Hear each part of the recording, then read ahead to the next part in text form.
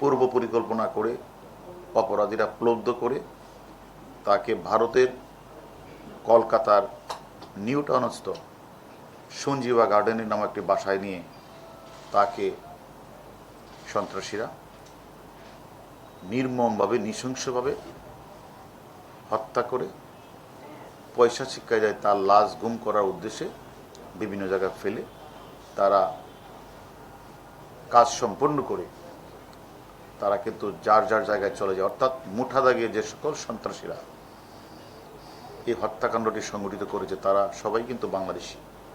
তারা এই অপরাধটা করে তারা কেউ বাংলাদেশে চলে এসেছে, ম্যাক্সিমাম বাংলাদেশে চলে এসেছে, একজন চলে গেছে হলো নেপাল। আমরা যখনই আমাদের কাছে খবরটি আসে, আপনারা জানেন যে আমরা ভিকটিমের কন্যা আমাদের কাছে যখন আসে আমরা জানার পর কিন্তু আমরা কাজ শুরু করি এবং আমরা প্রথমেই আমাদের এই হত্যাকাণ্ডের সাথে জড়িত যে মূল কিলার, মূল ঘাতক, তাকে জনাব শিমুল ভুঁইয়াকে আমরা গ্রেপ্তার করি। শিমুল ভুঁইয়ার পর আমরা তানভীর, সেলাস্তি এদের গ্রেপ্তার করি এবং আমরা শিমুল ভুঁইয়ার সাথে যখন আমরা জিজ্ঞাসাবাদ করি এবং শিমুল ভুঁইয়া আদালতেও যে বিজ্ঞ ম্যাজিস্ট্রেটের সামনে 164 যে জবানবন্দি প্রদান করেছেন সেগুলি আমরা পর্যালোচনা করি, আমরা তথ্যপত্র বিশ্লেষণ করি এবং আমরা নিজেরা আমাদের টিম নিয়ে আমরা কলকাতার নিউ টাউনস্থ সঞ্জীবা গার্ডেন পরিদর্শন করি, সেখানে যে সিসিটিভি সেটা অ্যানালাইজ করি, গোয়েন্দা তথ্য কালেকশন করি, করার পরে আমাদের কাছে যে আমরা শিমুল ভুঁইয়ার পরে যে হত্যাকাণ্ডটি সংগঠিত করার জন্য আরও যে দুই ব্যক্তি অগ্রণী ভূমিকা পালন করেছেন তার মধ্যে একজন হলো ফয়সাল শাহজি আর একজন হলো মুস্তাফিজুর রহমান, যাকে আমরা গতকাল দুর্গম পাহাড়ি এলাকা, উঁচু নিচু পথ, ফটিকছড়ি, ভোজপুরি এবং সীতাকুণ্ডের মাঝখানে একটা পাহাড়ের এক পাদদেশ থেকে তারা লাল ধুতি পরিহিত অবস্থায় সেখানে শুয়েছিল এবং তারা তাদের নাম ধারণ করেছিল, একজনের নাম পলাশ রায় আর একজনের নাম শিমুল রায়। এই নাম ধারণ করে, হিন্দু বেশ ধারণ করে, ধুতি পরে তারা প্রায় অনেক দিন যাবতই এই পাতালটার নাম হলো শ্রী শ্রী পাতাল কালী মন্দিরে তারা বাঁচার জন্য তারা লুকিয়েছিল। আমরা আপনাদেরকে বলেছিলাম যে আমরা অনেককে গ্রেপ্তার করেছি এর আগে। এই দুইজনকে গ্রেপ্তার করার জন্য আমাদের একটি টিম ছিল ঝিনাইদহ, আরেকটা টিম আমরা কাজ করতেছিল হলো যশোহর, আর দুটি টিম কাজ করতেছিল খাগড়াছড়ি, বান্দরবন, তারপরে সীতাকুণ্ড, ফটিকছড়ি, ওই এলাকাগুলিতে আমাদের টিমগুলি কাজ করতেছিল অনেকদিন যাবত।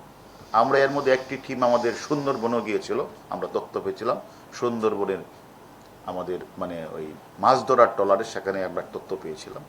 এইভাবে আমরা সবগুলি জায়গায় পাহাড়ের পাদদেশ থেকে শুরু করে বঙ্গোপসাগর, সুন্দরবন এবং বিভিন্ন জায়গাগুলিতে আমরা কিন্তু এই দুজন ব্যক্তি, যারা সর্বশেষ দুজন ব্যক্তি যারা ওই শিমুল ভুঁইয়ার নেতৃত্বে তারা হত্যাকাণ্ডের জন্য যা যা করার তারা সেটাই করেছে এবং তার ধারাবাহিকতায় আমি যদি বলি যে যেদিন এই হত্যাকাণ্ডটি সংঘটিত হয় 13 তারিখ, এই 13 তারিখ সকালবেলা কিন্তু আমাদের ভিকটিম আনোয়ারুল আজিম আনাস সাহেব তার বন্ধু গোপাল বাসা থেকে কিন্তু বের হয় এবং গোপালের বাসা থেকে বের হয়ে ইনি কিন্তু বিধানসভার কলকাতার পাবলিক স্কুলের সামনে সে আসে। আর তখন সেখানে কিন্তু ওয়েট করতেছিল হলো ফয়সাল শাহ, তাকে রিসিভ করবে, ও যাকে আমরা গতকাল ধরেছি। ফয়সাল শাহজি তাকে সাদা গাড়িতে তুললেন, সাদা গাড়িতে তুলে তাকে গুপ্তা সুইটস একটা মিষ্টান্ন ভাণ্ডারের সামনে নিয়ে গেলেন।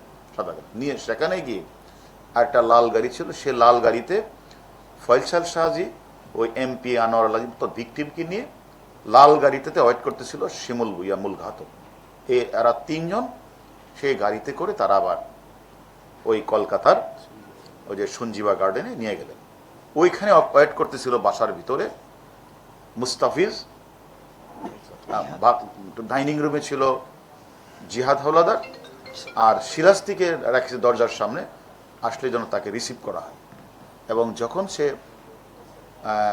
আমাদের যে গতকালের গ্রেপ্তারকৃত আসামি ফয়সাল এবং আগের গ্রেপ্তারকৃত আসামি যে 160 মানে শিমুল ভুইয়া, এরা দুইজন নিয়ে গেলেন তাকে ওই ফ্ল্যাটে, রিসিভ করলেন হলো তাকে মুস্তাফিজ আর শিলাস্তি রহমান করে। কিন্তু তারা শিলাস্তি রহমান উপরে থেকে যায়, আর ওই যে আমাদের যে মূল কালকের যে আমাদের যে যারা হত্যাকাণ্ড সংগঠিত করেছে ফয়সাল শাহজি এবং মুস্তাফিজ এমপি সাহেবকে নিয়ে তারা নিচের এক কর্নার রুমে চলে যায়। তারপরে যখন সে বুঝে পেলে, আমাদের ভিকটিম আনোয়ার আলীম বুঝে পেলে তাদের 3-4 জনের গতিবিধি, তখন কিন্তু সে বাঁচার জন্য অনেক চেষ্টা করেছে, আকুতি মিনতি করেছে, বাঁচার জন্য চেষ্টা করেছে। কিন্তু যখন উনি দৌড়ে বের হতে চাচ্ছিল, তখনই যে কালকের যে গ্রেপ্তারকৃত ফয়সাল শাহজি, তার হাতে ছিল ক্লোফ্রাম, সেটা দিয়ে তার মুখে নাকের মধ্যে সে জাপটে মেরে ধরে ফেলেন। তখন তিনি আর মানে কতক্ষণ তিনি ধাক্কাধাক্কি করলেও পরে তিনি নিস্তেজ হয়ে যান। ওই নিস্তেজ হয়ে যাওয়ার পরে আমরা পূর্বে অনেকবারই বলেছি, তখন তারা এই হত্যাকাণ্ডটি সংগঠিত করেছে। আমাদের কথা হলো, আমাদের টিম, আমরা আমাদের প্রত্যেকটি টিম ডিবির ওয়ারি ডিভিশনে তারা অত্যন্ত পরিশ্রম করে, আপনারা জানেন যে হত্যাকাণ্ডের যে কিলিং মিশন, এই কিলিং মিশনের 7 জন দায়িত্ব পালন করেছেন। এই 7 জনই কিন্তু গ্রেপ্তার হয়েছে। একজন গ্রেপ্তার হয়েছে কলকাতায়, জিয়াদ হাওলাদার। আরেকজন গ্রেপ্তার হয়েছে আমাদের এনসিবির মধ্যে, আমরা তথ্য দিয়ে নেপাল পুলিশকে সহায়তা করেছি, সিয়াম, কলকাতা নেপাল পুলিশ গ্রেপ্তার করেছে। আর বাকি আমরা সেলেস্তি রহমান, তানভীর, তারপরে হলো শিমুল ভুইয়া, গতকাল আমরা সর্বশেষ অ্যারেস্ট করেছি ফয়সাল শাহজি এবং মুস্তাফিজকে। এর মধ্যে দিয়ে কিলিং মিশনের যে 7 জন, এই 7 জনের মধ্যে 7 জনই কিন্তু আটক আছে। বাংলাদেশের পার্টি আছে 5 জন, ইন্ডিয়ার পার্টি আছে 2 জন। এর ছাড়াও এর বাহিরে আরও 2 জন গ্রেপ্তার আছে। এই পর্যন্ত আমাদের খাতে গ্রেপ্তার হয়েছে টোটাল 7 জন, এবং 7 জনের মধ্যে অলরেডি এর আগে 4 জন 164 করেছে।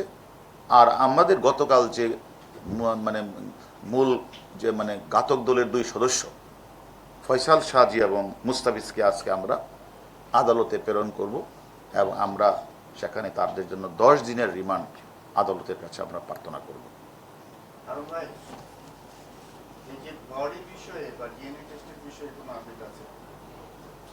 ওইটা তো আসলে আমাদের কোনো পার্ট না, এটা তো কলকাতা পুলিশের পার্ট। তারা যখনই তারা অলরেডি আমরা জানি তাদের সাথে ভিকটিমের পরিবারের নিয়মিত যোগাযোগ হচ্ছে। ভিকটিমের পরিবারের যে সদস্য তারা একটু অসুস্থ, তারা হয়তো সামনের সপ্তাহে যে কোনো দিন চলে যাবে। এটা তো আমাদের কোনো পার্ট না, আমাদের কোনো পার্ট না। ওনার জিজ্ঞাসাবাদ কোনটা, আমরা তো ওইখানে জিজ্ঞাসাবাদ করা শেষ, আমাদের আর কি জিজ্ঞাসাবাদ করব? ওইখানে পার্ট জিজ্ঞাসাবাদ শেষ। আপনাদের কোনো প্রতিনিধি ভারতে যাচ্ছেন না এই সংক্রান্ত? কোনটা বিষয়? ডিএনএ টেস্টটা তো আমাদের পার্ট না, এটা ওনারা, আমরা বলছি যে এটা আসলে বাংলাদেশ, ওনারা বাংলাদেশের হাই কমিশনের মাধ্যমে তার পরিবারের সাথে যোগাযোগ করেছেন, তাদের নাম নাম্বার নিয়েছেন, তাদের সাথে তাদের যোগাযোগ হচ্ছে নিয়মিত।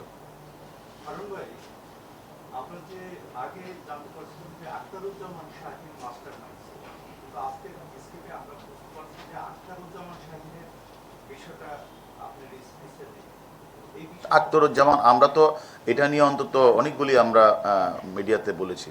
আখতারুজ্জামান মাস্টারমাইন্ড ছিল, আছে। আখতারুজ্জামান শেষ হয়ে যায় নাই। আমরা আমি বলছি যে সরাসরি কিলিং মিশনে অংশগ্রহণ করেছে 7 জন, এ 7 জনই অ্যারেস্ট। আর মাস্টারমাইন্ড বা মোটিভ, পরিকল্পনাকারী, অর্থদাতা, এগুলি তো অন্য বিষয়। আমরা বলেছি কিলিং মিশনে যে 7 জন অংশগ্রহণ করেছে, এই 7 জন কলকাতা পার্টে, বাংলাদেশের পার্টে সকলেই গ্রেপ্তার হয়েছেন। আর যে কথাটা বলেছেন, অবশ্যই এখনো আমাদের কাছে শাহিন মাস্টারমাইন্ড, কারণ উনি তো কলকাতার সঞ্জীবা গার্ডেনে বাসাটা ভাড়া নিয়েছেন, তার পাসপোর্ট দিয়ে তার সাথে ডিট করে এই যে পরিকল্পনা, এই যে হত্যাকাণ্ডের প্রেক্ষাপট, বাসা ভাড়া করা, এগুলো তো শাহিনই করেছেন। এবং শাহিন সেখানে শেষ করে 10 তারিখ ইনি বাংলাদেশে ফিরে এসেছেন। যখনই ওই হত্যাকাণ্ডের কিলিং মিশনে অংশগ্রহণ করা যে 7 জন, তারাও যখন একে একে যখন তারা বাংলাদেশে এবং কেউ নেপালে চলে যায়, এর মধ্যে গ্রেপ্তার হয়েছে আমাদের কাছে শিমুল ভুঁইয়া। শিমুল ভুঁইয়া 19 তারিখ রাতে গ্রেপ্তার হওয়ার পরে 20 তারিখে কিন্তু শাহিন সে প্রথমে দিল্লি থেকে নেপাল থেকে দুবাই হয়ে উনি তার ইউএস সিটিজেন, সেই ইউএস পাসপোর্ট, সে সেখানে চলে যায়। এখন আমাদের কাজ চলছে, আমরা অলরেডি আমাদের পুলিশ হেডকোয়ার্টারের এনসিবির মাধ্যমে আমরা ইন্টারপোলের কাছে চিঠি লিখেছি, আমরা আমেরিকান এম্বাসির সাথে কথা বলেছি এবং কলকাতার পুলিশকে আমরা অনুরোধ করেছি, কারণ তাদের সাথে, কলকাতার পুলিশের সাথে বা ইন্ডিয়ার সাথে মার্কিন যুক্তরাষ্ট্রের একটা এক্সট্রাডিশন ট্রিটি আছে। এবং এছাড়াও যেহেতু হত্যাকাণ্ডটি সংঘটিত হয়েছে এখানে, হত্যার মামলাটা রুজু হয়েছে সেখানে, এবং এটা আমি মনে করি ইন্ডিয়ার কাছে তো এটা মোস্ট ওয়ান্টেড, এবং আমি মনে করি যেহেতু মোস্ট নিডফুল কান্ট্রি হলো ইন্ডিয়া, তারাও চেষ্টা করবেন এবং তারা খুব আন্তরিকতার সহিত ইন্ডিয়া চেষ্টা করছে। এবং হয়তো ডিএনএ টেস্ট শেষ করার পরে হয়তো তারা, আমরা মনে করি মোটামুটি এটা আমাদের যে তদন্ত প্রায় একটা কনক্লুসিভ পর্যায়ে আমরা আছি।